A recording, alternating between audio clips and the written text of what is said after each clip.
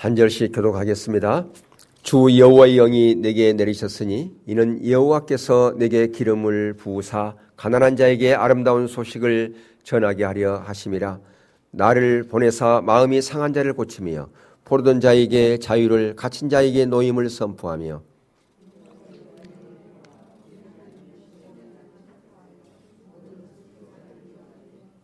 무릇 시온에서 슬퍼하는 자에게 화관을 주어 그 죄를 대신하며 기쁨의 기름으로 그 슬픔을 대신하며 찬송의 옷으로 그 근심을 대신하시고 그들이 의의 나무 곧 여호와께서 심으신 그 영광을 나타낼 자라 일컬음을 받게 하려 하심이라.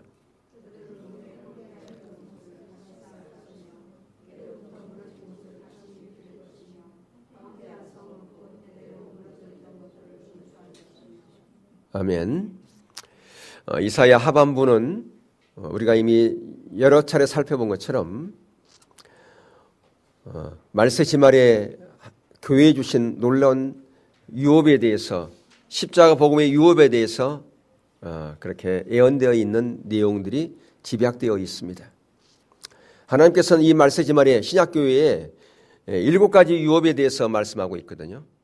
그런데 우리가 이미 살펴본 것처럼 이 유업을 십자가 복음의 유업이다 그렇게 지칭하는 것은 하나님께서 놀라운 하나님의 약속을 우리에게 주었다 할지라도 우리가 복음 가운데 교회의 터 위에 세우지 않으면 그 모든 하나님의 약속은 이해가 될 수 없다 그 말입니다. 약속은 보증이 아니라 하나님께서 우리 가운데 주신, 그러니까 하나님의 놀라운 예언은 그것은 보증이 아니라고 하는 것입니다. 그러니까 보증이 아니라는 것을 우리가 기억할 필요가 있어요. 그건 뭐냐? 우리가 복음 가운데, 신앙의 본질 가운데 그리스도 터 위에 세워졌을 때에 그것이 온전히 이루어진다라고 하는 것입니다. 성경에 하나님의 놀라운 약속들이 있었습니다. 아브라함에게 줬던 놀라운 약속, 우리는 창세기 12장에서부터 하나님께서 놀라운 하나님의 약속을 주었죠. 창세기 12장에서 내가 너의 복의 근원이 될 것이라고 이렇게 말씀하시면서 그에게 하늘의 뭇별을 보여주시면서 너의 후손이 저 하늘의 뭇별처럼 많아질 것이다, 바다의 모래처럼 많아질 것이라고 여러 차례 약속하시면서 마지막 하나님께서는 마지막 테스트를 합니다. 어떤 테스트를 합니까? 너의 독자 이삭을 번제로 바치라고 그렇게 말씀하십니다. 그랬을 때 그는 그 독자 이삭을, 사랑하는 아들을 모리아산에서 번제로 바치기려고 그렇게 모든 과정과 준비를 다 하셨죠.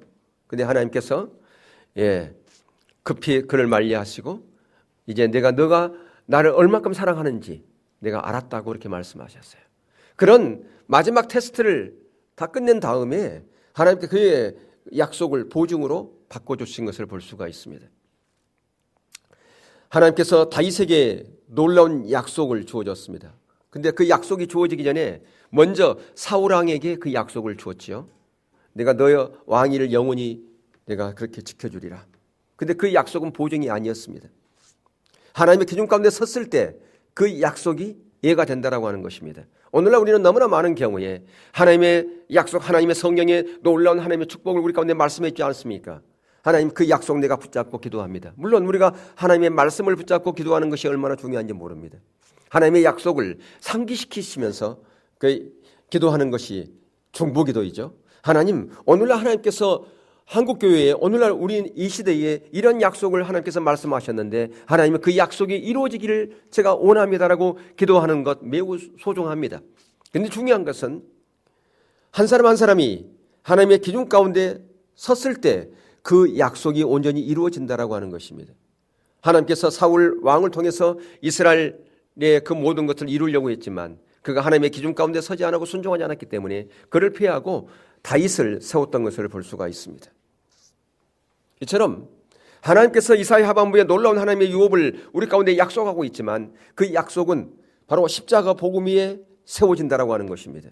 신앙의 본질 가운데 섰을 때 그 약속이 유효하다라고 하는 것입니다.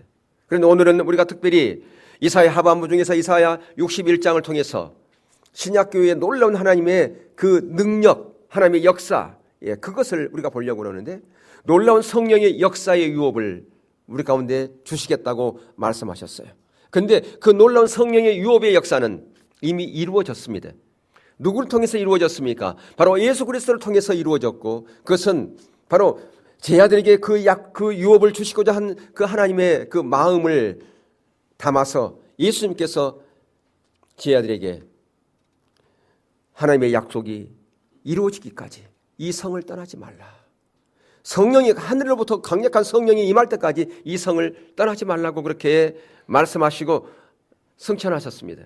그래서 그들은 마가다락방에서 하나님의 그 예수님의 약속을 붙잡고 전심으로 기도할 때에 놀라운 성령의 역사가 임했던 것을 볼 수 있습니다.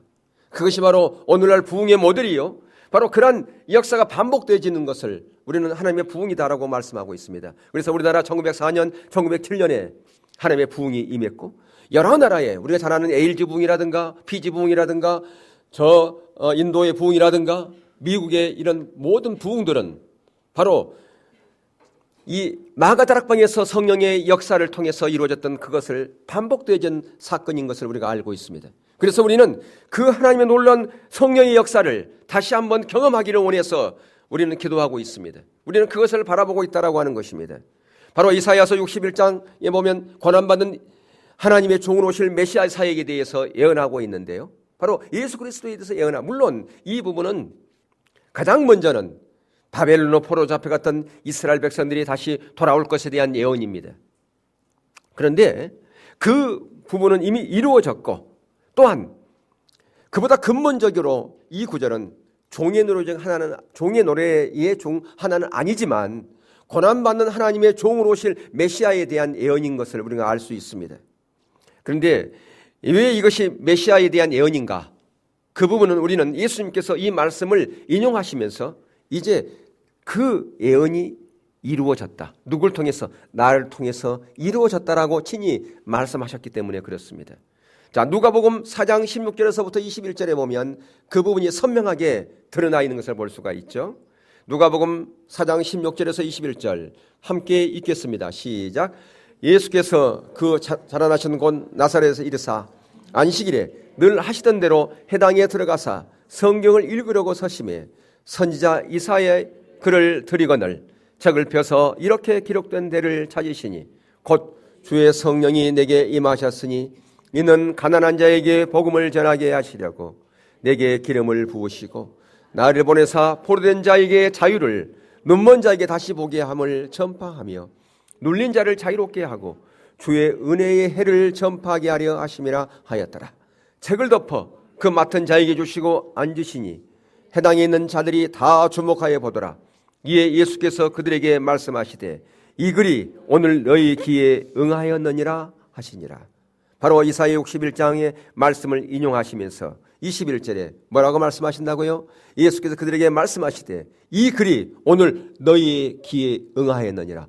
바로 이 예언의 말씀이 이루어졌다라고 하는 것입니다. 예언의 성취를 누굴 통해서? 예수 그리스도를 통해서, 메시아로 오신 예수님을 통해서 바로 이 놀라운 예언의 약속이 너희들 가운데 이루어졌다. 너희들이 지금 그 현장 가운데 있다라고 그렇게 말씀하고 있다라고 하는 것입니다.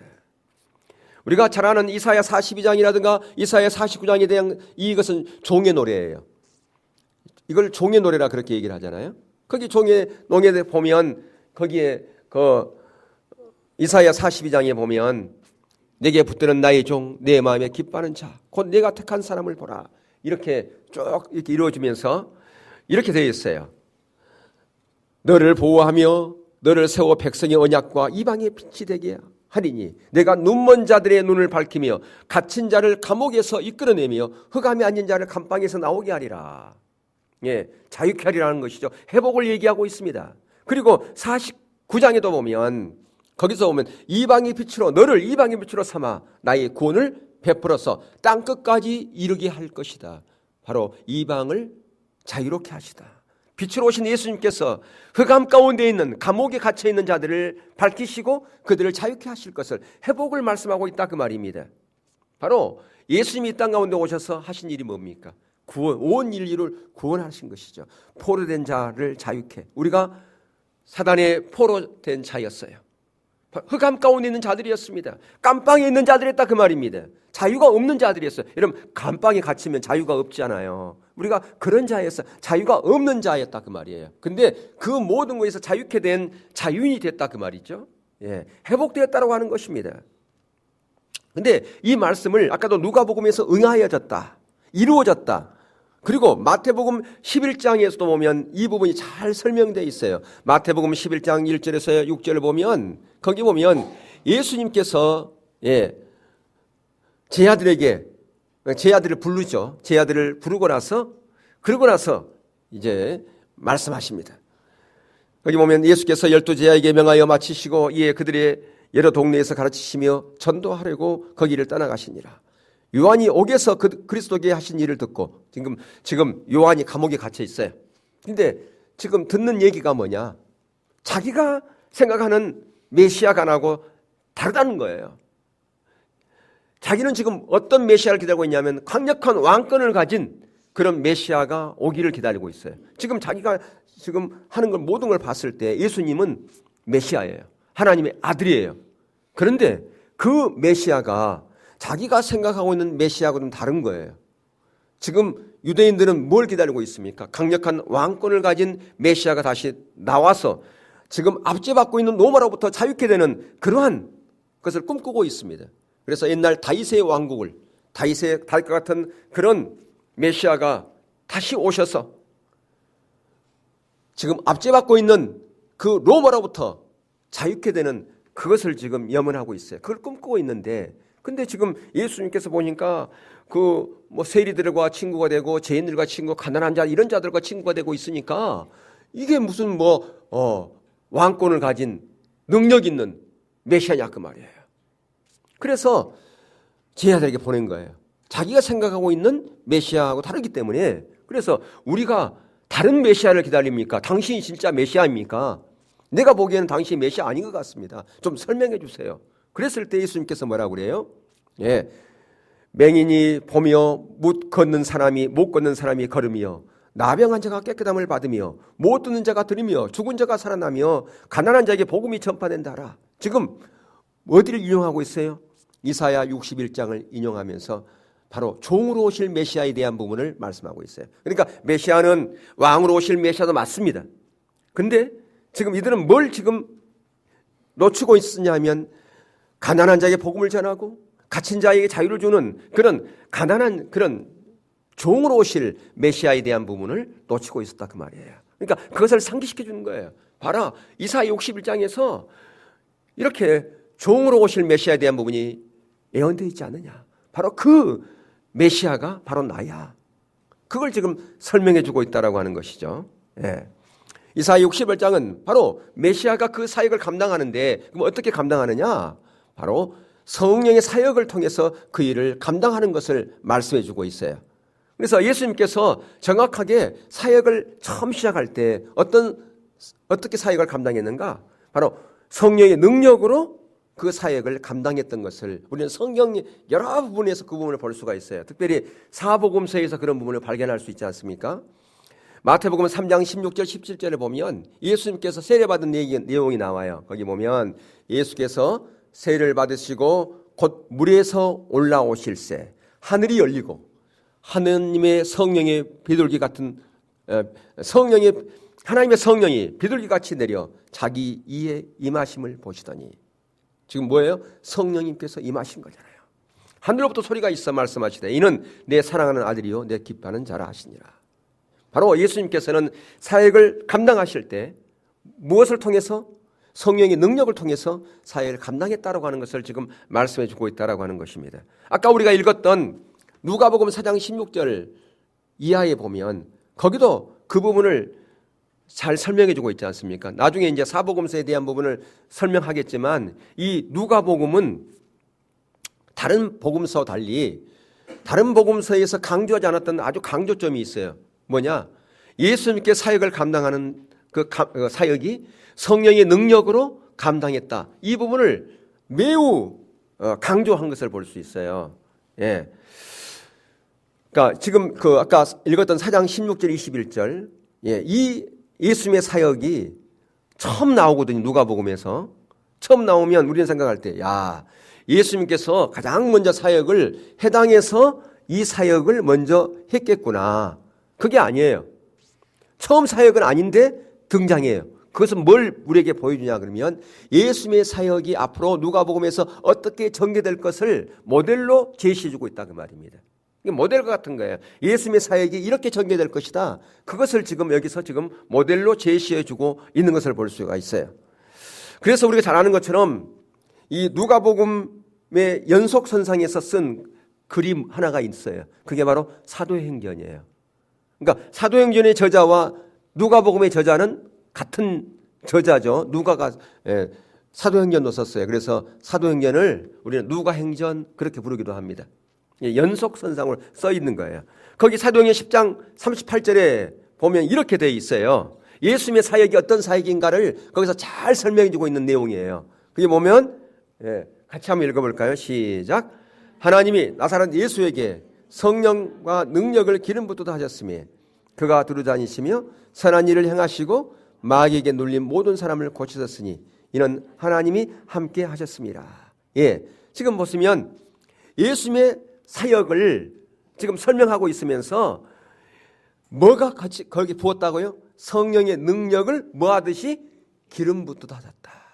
강력한 성령의 능력을 통해서 사역을 감당했는데 선한 일을 행하시고 마귀에게 눌린 모든 사람을 고치셨으니 이는 하나님이 함께 하셨다. 이렇게 지금 설명해 주고 있다 그 말입니다. 이게 바로 예수님의 사역이었던 것을 볼 수 있죠. 근데 이런 놀라운 사역을 바로 제자들에게도 동일하게 하라고 그랬고 제자들에게 하라는 이유는 뭐겠어요? 그것을 동일하게 저와 여러분도 하라고 하는 것이죠. 왜 그래요? 예수님이 우리의 스승이기 때문에 그렇습니다. 우리는 누구예요? 다 제자예요. 그러니까 사도들만 12제자만 제자가 아니라 저와 여러분들도 예수님의 뭐다? 제자라 그 말이에요. 그러니까 제자들은 다 예수님이 하셨던 그 롤 모델을 따라서 그렇게 살아야 된다라고 하는 것입니다. 그러니까 이 땅에서 우리가 사역을 감당할 때, 우리 맡겨진 사명을 감당할 때 성령의 능력을 가지고 그 사역을 사명을 감당하라고 말입니다. 자, 그러면 이 이사야 61장은 그렇기 때문에 오늘날 저와 여러분에게 주신 유업이요, 오늘날 우리 교회에 주신 유업이기도 하다 그 말이에요. 아멘. 자, 이것이 왜 우리의 유업인가? 이 오늘날 교회의 유업인가? 그것을 사복음서를 통해서 잘 설명해 주고 있어요. 예수님께서 사복음서에서 행하셨던 그 모든 일들은 바로 우리의 롤 모델입니다. 사도 바울이나 아니면 12제자들이나 이런 사도들의 롤 모델만 되는 게 아니라 그 말이에요. 그러니까 우리가 잘 아는 것처럼 사도행전이라든가 선지서를 통해서 보면 예수님의 사역을 동일하게 제자들도 동일하게 했던 것을 볼 수가 있어요. 왜 제자들이 예수님의 사역을 그대로 따라서 했을까요? 왜 그랬을까요? 예수님께서 3년 반 동안 다니면서 도제 교육을 했어요. 내가 이렇게 한다. 너들 그렇게 해라. 그리고 마지막 유언을 남길 때도 그렇게 하셨어요. 그 얘기는 뭐냐 그러면 오늘날 저와 여러분들 동일하게 그렇게 하라는 거죠. 그러니까 이 사복음서에서 예수님의 사역을 잘 연구할 필요가 있어요. 예수님께서 어떻게 그 사역을 감당했는가, 그걸 보면 오늘날 우리가 어떻게 우리의 사역을 감당해야 우리 신앙이 어떤 것인가를 볼 수가 있다 그 말이죠. 가장 먼저 마가복음을 봅니다. 예, 마가복음을 먼저 봐야 될까요? 마태복음이 먼저 나왔는데 사복음서 중에서 신약 성경에 딱 열어보면 마태복음이 먼저 나오잖아요. 근데 이 마가복음을 먼저 보느냐? 마가복음이 가장 먼저 쓰여졌어요. 사복음서 중에서 마가복음이 기본 텍스트야. 그러니까 마가복음이 가장 먼저 쓰여졌어요. 그 마가복음에서 뭘 말씀해 주고 있는가를 볼 수가 있어요. 그 텍스트 그걸 가지고 다른 복음서가 참고해 써졌다 그 말이에요. 마가복음이 가장 먼저 써지는 거니까. 자, 그럼 마가복음은 예수님의 사역이 말씀의 사역과 성령의 사역, 이게 하나가 되었다. 동전의 양면처럼 나눠진 게 아니라 하나였다. 서로 조화를 이루었다. 그러니까 예수님의 사역은 말씀 사역과 성령 사역의 조화를 이룬 사역이었다. 그걸 지금 강조하고 있어요. 그래서 특별히 예수님께서는 그 성령 사역을 뭘 지금 얘기해 주냐, 주안점을 뒀느냐. 그러면 성령 사역하면 여러 가지 있잖아요. 무슨 병자들 치유하기도 하고 뭐 이런 것 많이 있는데 뭐 예언 사역도 하고. 근데 이 마가복음에서는 축사 사역이 집중되어 있어요. 귀신을 쫓아내는 거. 예, 그 얘기는 뭐냐면 그 당시 그만큼 억압 가운데 있었다 그 말이에요. 흑암 가운데 있었다는 거예요. 흑암 가운데 있으면 귀신 들린 자들이 많습니다. 중국도 지금은 좀 덜 하는데 얼마 전만 하더라도 귀신 들린 자들이 그렇게 많았대. 중국에. 우리나라도 마찬가지예요. 우리나라도 보면 옛날에 보면 저 어릴 때 보면 귀신 들린 자들이 이렇게 많은지 몰라요. 그만큼 억압 가운데 있었다 그 말이에요. 예. 자, 한번 성경을 한번 볼까요? 과연 그런가 안 그런가? 자, 그러니까 마가복음에 기록하고 있는 예수님의 공생에 대한 첫 번째 사건, 그게 마가복음 1장 21절에서부터 27절에 나와요. 거기 함께 읽겠습니다. 시작. 그들이 가버나움에 들어가니라. 예수께서 곧 안식일에 해당에 들어가 가르치심에 무사람이 그의 교훈에 놀라니 이는 그가 가르치는 것이 권위 있는 자와 같고 서기관들과 같이 아니함을 일러라. 마침 그들의 해당에 더러운 귀신 들린 사람이 있어 소리질러 이르되 나사렛 예수여 우리가 당신과 무슨 상관이 있나이까? 우리를 멸하러 왔나이까? 나는 당신이 누군지를 아노니 하나님의 거룩한 자니이다. 예수께서 꾸짖어 이르시되 잠잠하고 그 사람에게서 나오라 하시니 더러운 귀신이 그 사람에게 경련을 일으키고 큰 소리를 지르며 나오는지라. 다 놀라 서로 물어 이르되 이는 어쩌미냐? 권위 있는 새 교훈이로다. 더러운 귀신들에게 명한즉 순종하는도다 하더라. 여기 보면 거기 보면 뭐라고 되어 있냐면 22절에 무사람이 그의 교훈에 놀라니 이는 그가 가르치시는 것이 권위 있는 자 같고 서기관들과 같지 아니하밀래라. 지금 뭘 얘기해? 말씀 선포에 대한 부분이잖아요. 말씀 사역에 대한 부분이죠. 예. 그리고 귀신 들린 자를 쫓아내는 거 나오죠. 그게 성령 사역에 대한 부분이잖아요. 그리고 또 마지막 27절에 다 놀라 서로 물어 이르되 이는 어쩌미냐?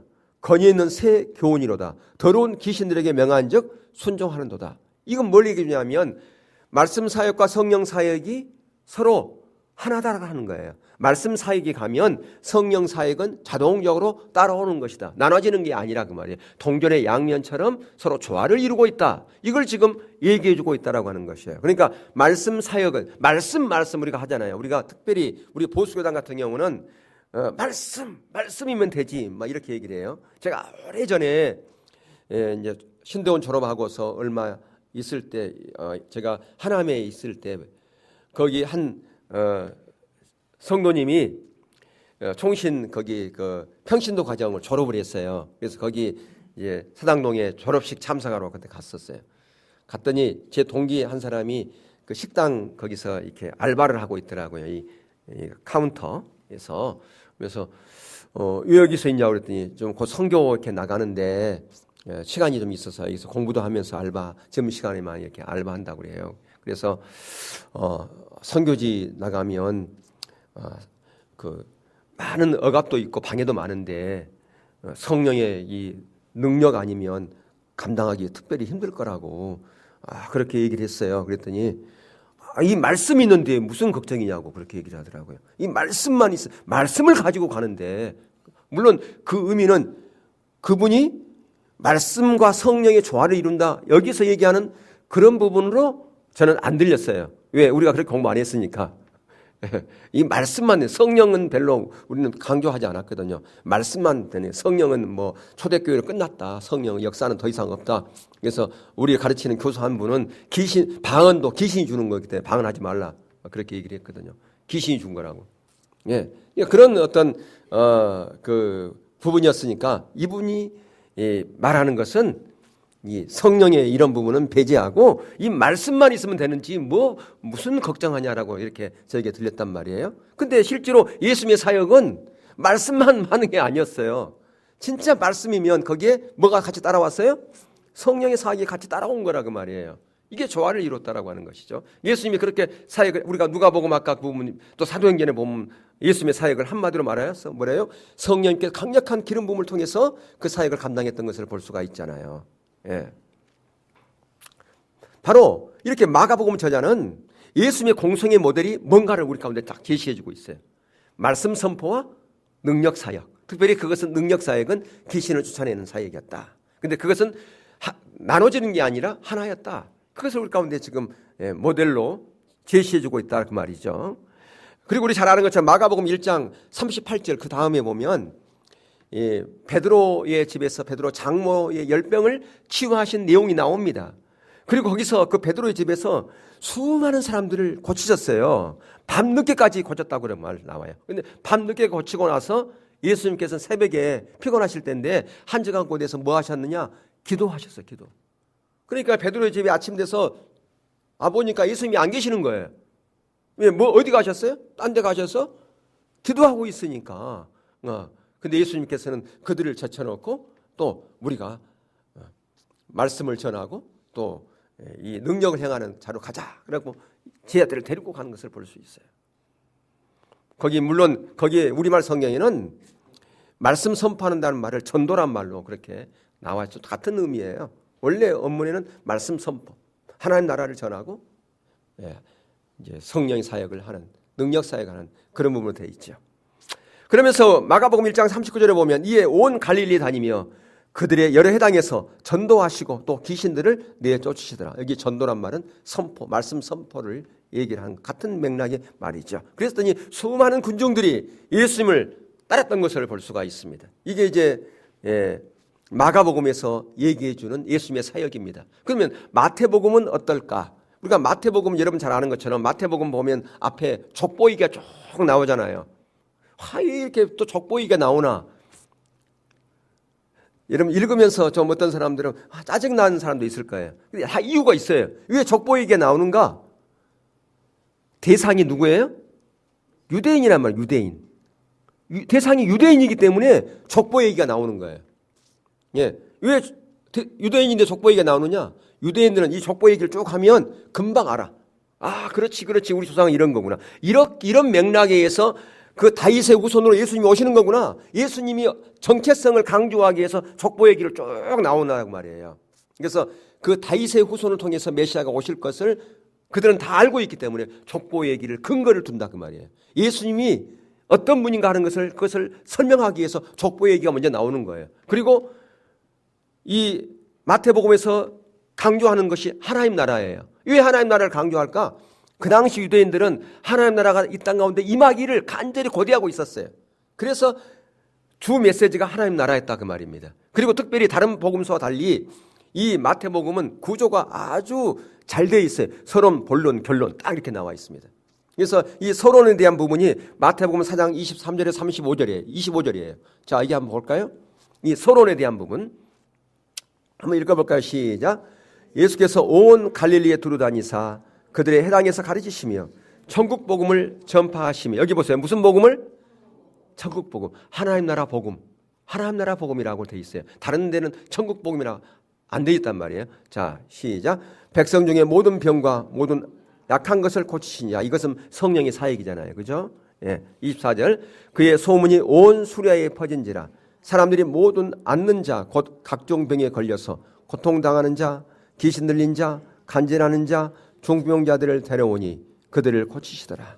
갈릴리와 데가볼리와 예루살렘과 유다와 요단강 건너편에서 수많은 무리가 따르니라. 그래서 이제 물론 마태복음 13장 이런 도에 보면 하나님 나라의 비유가 집중적으로 되어 있잖아요. 거기 씨 뿌린 자의 비유, 이게 다 하나님 나라 비유잖아요.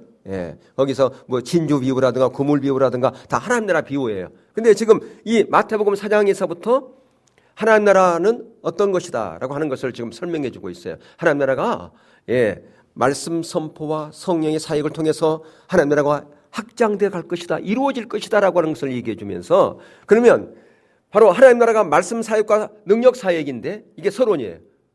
그렇다면 말씀 사역은 무엇인지를 설명하면서 5장, 6장, 7장에서 우리가 잘 아는 산상수훈, 하나님의 백성들의 삶의 기본 자세에 대한 부분을 거기서 선포를 합니다. 하나님 나라 백성의 삶의 기본적인 자세. 그리고 나서 8장과 9장에서는 성령의 사역에 대한 부분, 이제부터는 성령의 사역에 대한 부분을 설명하겠습니다. 그래가지고 8장과 9장에서 성령 치유하는 얘기 이런 걸 쭉 하다가 다시 9장에 와가지고 결론을 지어요. 이처럼 예수님의 사역은 이런 것입니다. 자, 9장에 가볼까요? 35절 시작. 마태복음 9장 35절.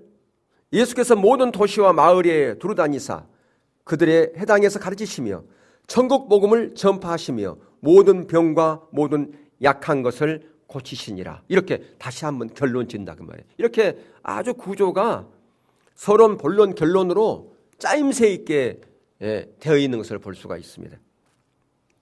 그러니까 이처럼 이 마태복음의 핵심은 하나님 나라에 대한 부분이에요.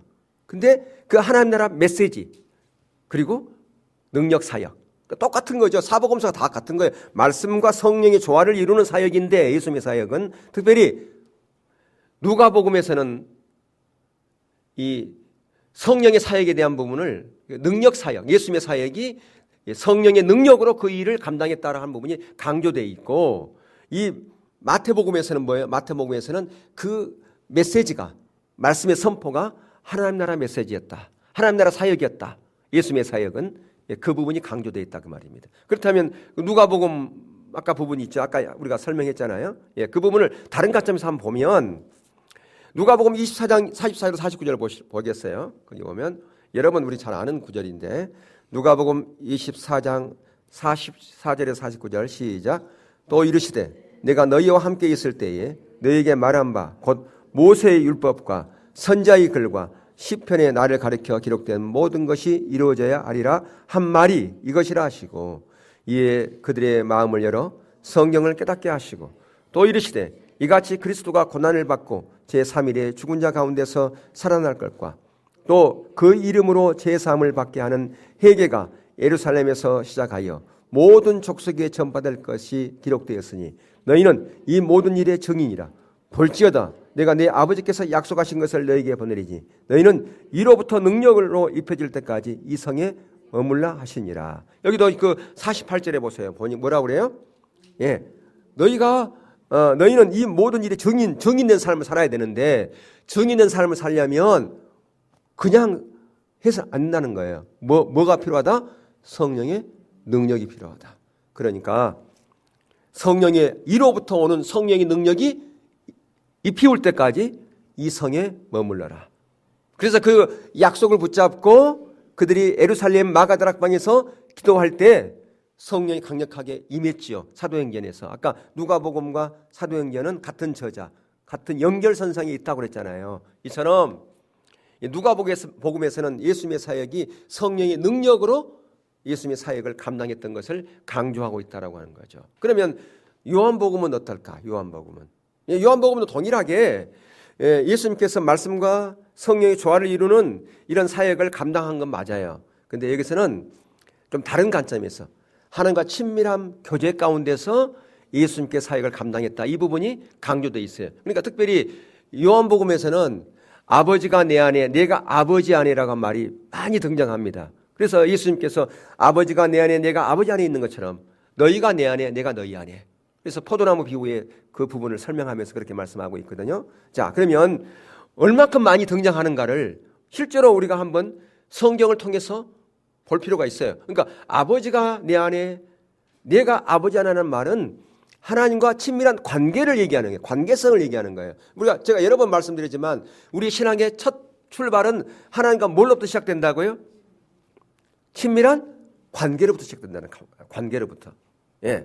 제가 이제 이렇게 옷 하나 이렇게 이게 두터운 이게 있었어요. 조끼 같은 게 겉으로 입는 거. 그래서 지난번 이제 저기 중국 갔을 때 그 아버지 목사님에게 주고자 하는 그런 감동이 있었는데 그걸 놓치고 그냥 왔어요. 근데 이번에도 이제 드리려고 그랬어요. 그랬더니 더 좋은 곳이 있어가지고 그냥 줘도 안 입을 것 같길래 그냥 갖고 왔어요. 그래서 그것을 이제 이번에 거제도 가가지고 맞는 사람에게 주려고 다 한 분씩 다 입혀봤는데 다른 분이 그 한 분이 당첨돼서 그냥 드렸어요. 근데 이제 무슨 얘기 하려고 하냐면 그 옷을 제가 입을 때 가끔 단추를 잘못 끼워요. 이게 단추 끼다 보면 둘째 단추부터 끼워지더라니까 이게. 내가 여러 번 그랬어요. 그러면 단추가 뭐 한 서너 개 정도 있으면 그냥 얼른 푸는데 단추가 한 10개 됐는데 그런 것이 옷이 있다고 생각합시다. 근데 이게 다 했어. 그러면 이거 10개 풀려면 귀찮잖아요. 어떻게 하면 이걸 편하게 할 수 있을까요? 예? 어떻게? 뜯어버려요? 아니 이걸 안 풀고 좋게 하는 방법이 있냐 그 말이에요. 없어요. 아니 이걸 지금 잘못 했는데 이걸 안 풀고 좋게 하는 방법이 있냐 그 말이에요. 없죠? 있어요 없어요? 없어요. 근데 우리가 너무나 많이 그렇게 한다 그 말이에요. 무슨 얘기냐면 신앙의 부분이 잘못되어 있잖아요. 이게요. 첫 단추가 잘못 껴져 있으면 하나님과 관계가 잘못되어 있음에도 불구하고 우리는 그 자리에서 처음 자리로 다시 돌아가려고 하지 않고 하나님께 기도 많이 해. 빡세게 하면 이루어질 거라 생각한다 그 말이에요. 하나님께 기도하면 잘못된 단추가 원래대로 됩니까 안 됩니까? 안 된단 말이에요. 그러니까 우리가 신앙에 대한 부분이 멀리 하나님께 갔으면서 율법주의라 기복주의, 인본주의, 거짓 신앙식 가운데 있으면서도 하나님께 기도한다니까 하나님 저에게 복 주세요. 저에게 은혜 부어주세요. 생명 주세요. 그게 가능하냐 그 말이에요. 불가능하다고 말이에요. 근데 우리가 너무나 많이 그렇게 한다니 말이에요. 신앙생활 너무너무 쉽게 하려고 그래요. 예. 왜 우리가 신앙생활이 어려운가? 신앙의 본질 가운데 없으니까 어려운 거예요. 신앙의 본질 가운데 있으면 신앙이 쉬운데 이걸 안 하려고 한단 말이에요. 그러면 어쩔 수 없이 다시 다 풀어야 돼. 다시 해야 된다 그 말이에요. 예. 근데 가장 좋은 방법은요. 거울 보고 하는 것이 가장 좋아요. 그래야 안 그래요? 그 얘기는 뭐냐? 말씀 앞에 우리의 삶을 비춰보고 하는 게 가장 좋다 그 말이에요. 하나님의 기준 앞에 서서 하는 게 가장 좋아요. 거울을 보고 하는 것이. 그러면 실수가 없어요. 중요한 것은 우리가 우리 인생도 마찬가지예요. 하나님과 친밀한 관계의 부분도 마찬가지예요. 하나님의 기준 앞에 서서 그 기준대로 따라가면 수고할 필요가 없어. 다시 처음으로 갈 필요가 없다 그 말이에요. 쉽다 그 말이에요. 왜 어려운가? 기준이 없으니까. 내 기준대로 하려고 그러니까. 어렵다는 거죠. 이처럼 우리가 하나님과 친밀한 관계가 우리 신앙의 첫 출발이다 그 말이죠. 예.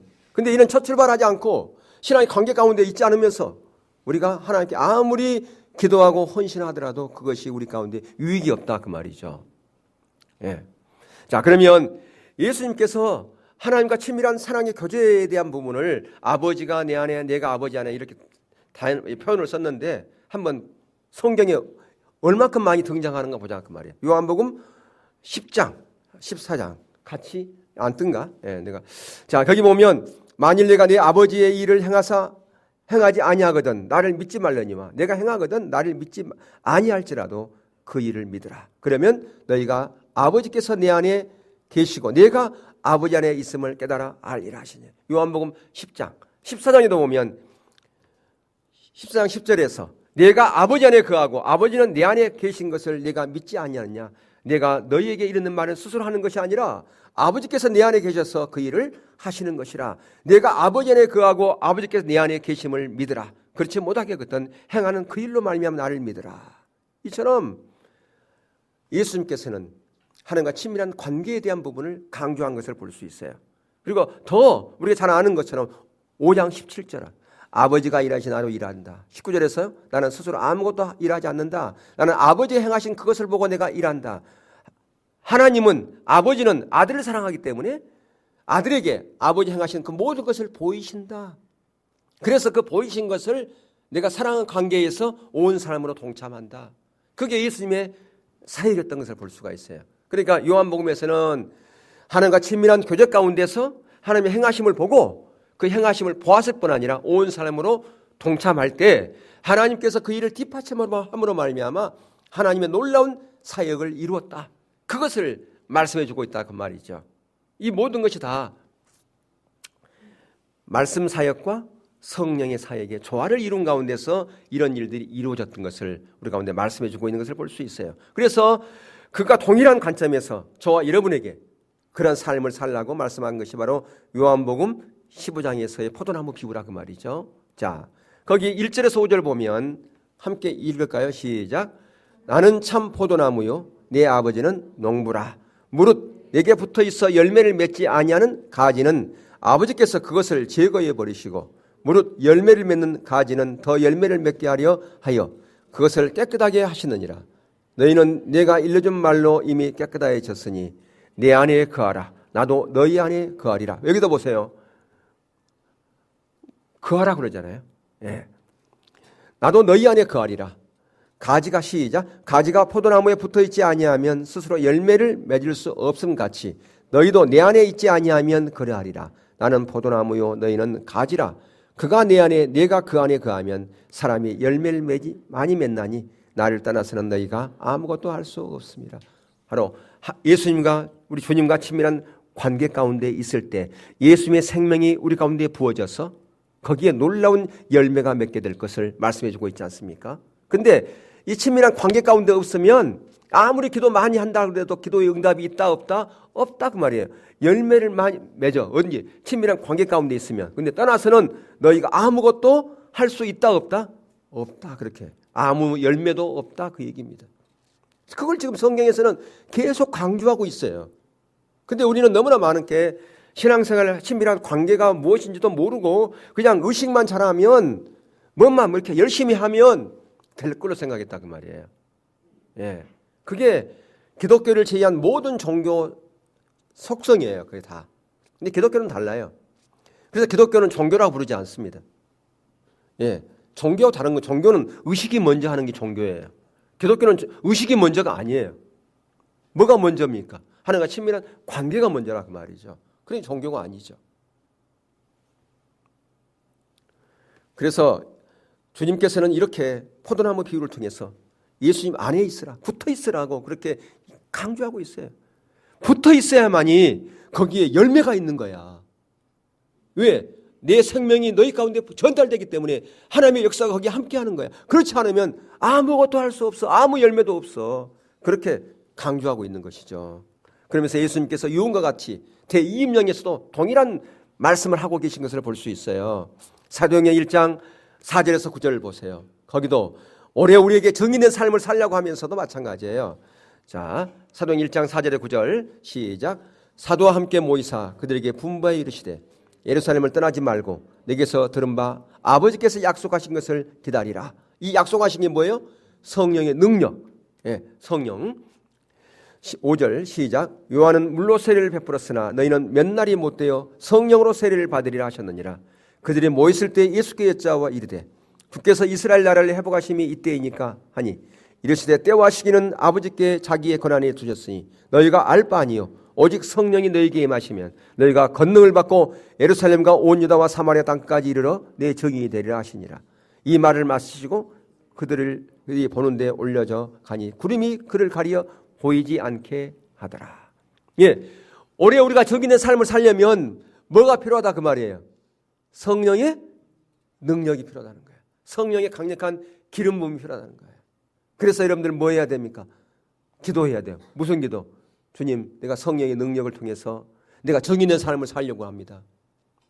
여기 말씀처럼 예루살렘과 온 유다와 내 가장 친한 가족부터 구원하고 점진적으로 예루살렘과 유다와 사마리아 땅끝까지 이르러 내가 정의된 삶을 내가 살고자 하오니 주님 저에게 성령의 기름 부음을 저에게 부어주세요. 그렇게 기도하시라 그 말이에요. 그게 정의된 삶의 출발이라 그 말이죠. 예. 그러니까 여기에 정의된 삶뿐 아니라 한 가지 뭐예요? 오로지 뭐에 힘쓰라? 기도에 힘쓰라. 이들이 마가의 다락방에 사람의 약속을 붙잡고 오로지 기도에 힘썼을 때 성령의 강력한 그 능력으로 그들의 가운데 임했다 그 말이에요. 성령이 강력하게 임했다 그 말이죠. 그게 바로 뭐냐? 하나님의 부흥인 거죠. 아멘.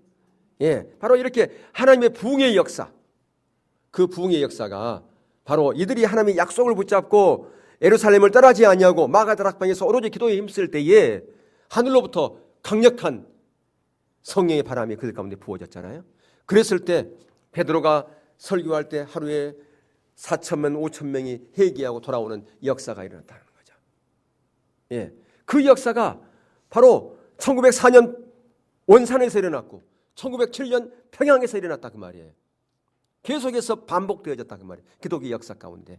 그래서 우리는 그 하나님의 부흥을 지금 고대하고 기도하고 있는 거 아닙니까? 여러분, 그것을 위해서 여러분들이 교회에 정말 나오지 못한 분들은 여러분들이 꼭 하루에 한 번이라도 마음에 간직하시면서 기도하시길 축복합니다. 왜 그런지 아세요? 하나님의 부흥은 머지않았기 때문에. 하나님의 부흥이 임했을 때 하나님께서 물을 거예요. 내가 하나님의 부흥을 위해서 너는 뭘 했느냐고 물으면 여러분 뭐라고 답할까요? 하나님, 내가 하나님의 부흥을 위해서 이렇게 기도했더니 드디어 하나님께서 저의 기도를 들어줬군요. 제가 비록 많이는 못했지만 그래도 내가 기도했는데 제가 조금 기도한 그것도 하나님 들어주셨군요. 그런 말 우리가 되잖아요. 근데 여러분들이 기도의 자리에 나오기를 주의 이름으로 축복합니다. 그래서 여러분들이 그렇게 하실 때 하나님의 역사가 일어날 거예요. 하나님의 부흥은 머지 않았습니다. 아멘. 머지 않았어요. 여러분들 그 하나님의 약속을 붙잡고 인내하시면서 기도하시기를 주님으로 축복합니다. 그럴 때 하나님의 그 놀라운 그 성령의 능력의 역사가 다른 사람의 얘기가 아니라 저와 여러분의 얘기고 우리 교회의 얘기가 될 것입니다. 그런 놀라운 성령의 기름 부음이 우리 모두에게 부어지기를 주의 이름으로 축원합니다. 우리 경배하겠습니다.